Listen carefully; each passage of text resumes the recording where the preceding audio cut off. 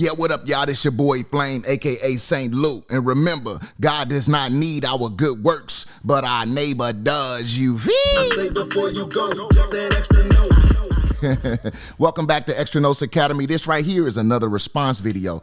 And what we gonna do, man, we just gonna talk. We just gonna think and we gonna process together. So this video is of the rapper Fredo Bang, and he's just sharing his heart. He's being honest, he's being transparent, and I can appreciate that. So what I'm gonna do is not necessarily talk about him, but the ideas that he is communicating through this particular interview. He is at the Breakfast Club, and you'll see it. Let's get into it. Yeah, I don't believe in church or the Bible. Right. I saw you said it in Soul Cry.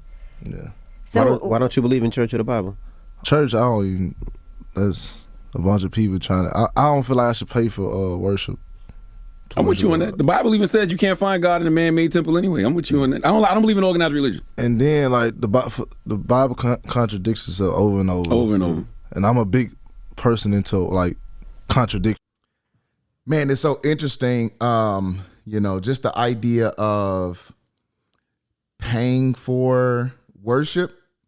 And obviously there's some misunderstanding here. So for anyone that's interested in Christianity, when you see people giving money, the concept biblically is not to pay for anything from God. It's not like God needs our money. In fact, let me read you a passage.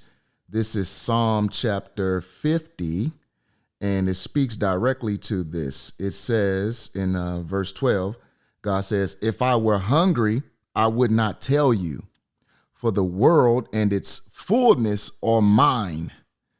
So God doesn't need anything from us. So we're not paying for anything.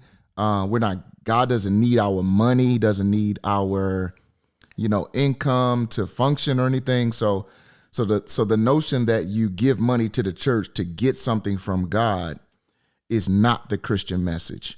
So when people give money to a local church, the idea behind it, the innocent idea, is so that you can take care of the facility, that you could take care of the people, that you can help take care of those who are serving. So it's very innocent and very simple. As we live in a world, we need money to maintain and to manage things. So I think everybody can understand that. So typically people are talking about abuses. Now, anything can be abused. You can abuse the street code, don't snitch, right? Then somebody snitches, and now they have all these nuances. Well, I did it because, and fill in the blanks. So any system can be abused. So the point that something is misused doesn't mean that the original thing is, bad and needs to be done away with completely.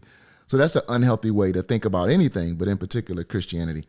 But then this notion that that there are contradictions in the Bible, I think they're about to get into that. So let's hear it. Like I really watch for that. Two, when we were slaves, they had somebody read us what they wanted us to read, not what we needed to. Mm-hmm. You know what I'm saying? Mm-hmm. And for three, it's been rewritten 1,000 times over and over and over by man. And then if I'm not. So the slave Bible is a real unfortunate part of this strange dance that American patriotism has been in with Christianity. So as a black male, I obviously sympathize with that notion, because it's only a miracle that black people are still following Jesus when you think about the backdrop of the American story with black people in that story, and Christianity heavily being used to brainwash and to trick people into settling in for being a slave, as if this is God's will. So that is a dark and demonic reality that it's just there. You can't remove it. But what I will say is, again, because something is abused, that does not mean you do away with it altogether. So when you think about the fact that there was a slave Bible, now being on the other side of things, we should say, well, what does the real Bible say?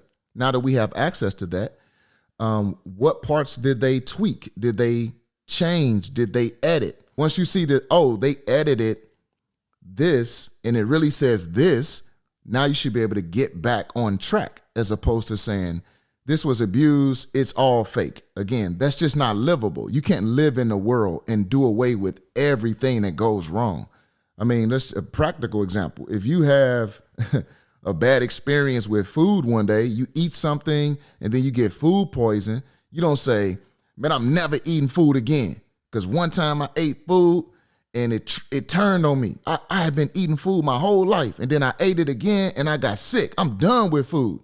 That's not sustainable. You can't live like that in any aspect of life. So I just think, again, it's just unfair to say, well, Christianity was placed in the hands of bad men at one point. And now I don't see any validity to God himself, Jesus himself, the Bible itself. That's an unlivable way to live. You know what I'm saying? Let's keep going. I'm mistaken. The person who wrote it say God came talk to him and told him write it down, huh? Yeah, I know a lot of people like that in jail. So how do you? Yeah, I mean, there are people out there that say God told them something, and then it could just be bizarre. So I understand. However, the Bible is written not by one person. Those are other faith claims. Like you have Joseph Smith, who claims to have had some experience with angels, and then he all of a sudden got some gift to interpret Egyptian manuscripts, and all of a sudden now he's just, creating a Mormon Bible. Then you have, I believe, in the Nation of Islam, there's a similar claim that one prophet interpreted this whole book, the Quran, their book. But Christians, we don't have that. We have many authors. We have 66 books, and we have, a collection of people over hundreds of years separated and removed from one another. But this book still is consistent. There are no contradictions in the Bible. You could try to point some out, and even though they may appear to be contradictory, if you talk to a fair-minded scholar that can help you see the continuity in something that may appear to be contradictory, then you could say, oh, I didn't consider that. So oftentimes it's just that people may not take the time to do the research or talk to the right people. They may talk to people that are already against Christianity in the Bible, and then they go hear what they wanted to hear in the first place. So that happens a lot. But no, you have the Bible written by men, but inspired by God, the Holy Spirit. So it is God who is, overseeing and, in control of this process, but he's using people, because that's how God works. He uses physical means to accomplish his ends. So the fact that men wrote it, that's how all matters of religion are engaged. God engaging creation, right? That's the claim of all religion. But in Christianity in particular, what makes us unique is that God became a human. He took on human flesh, Jesus, the second person of the Trinity, and he lived among us. And then when he ascended, he says, I'm giving to you a comforter who will keep you and teach you all these things that I broke down to you. And he sends his Holy Spirit who dwells within us. But even in the process of writing this book, all the authors, the varying authors, the Holy Spirit he's managing and guiding and steering and preserving his word. So he's involved as humans are using their hands to write and to document. Nonetheless, God himself is engaging and involved. So it's not written by man alone. It's written by men, but inspired by the Holy Spirit. So anyway, yeah, these are common notions. And I think, perhaps if people are really interested in thinking about how to be made right with God, I pray that they would at least run into someone who values these things and can work through them slowly and prayerfully. So yeah, so I again, I appreciate Fredo Bang for being honest, and and I think about Charlemagne's his validation of these things. What did he say at the beginning? He said, let me see. Yeah, I don't believe in church or the Bible. Right. I saw you said it in Soul Cry. Yeah. So why don't you believe in church or the Bible? Church, I don't even.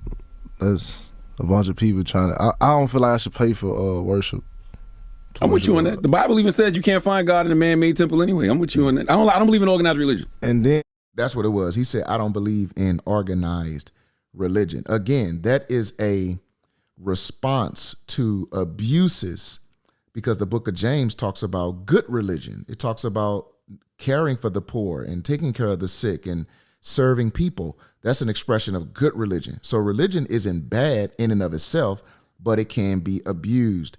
So you can't just not believe in something because you've seen the abuses, because when you do that, you lose the good thing. What we should do is try to recover the good thing, because God established it for our good. And again, these are just responses to the abuse. And it's unlivable. You can't live in a world that way. So again, this was fun. I'm going to do more of these. So make sure that you like, comment, and spread the word. Let everybody know you are a student at Extra Notes Academy. This your boy Flame, aka St. Lou. And remember, God does not need our good works, but our neighbor does. You I say before you go, drop that extra note.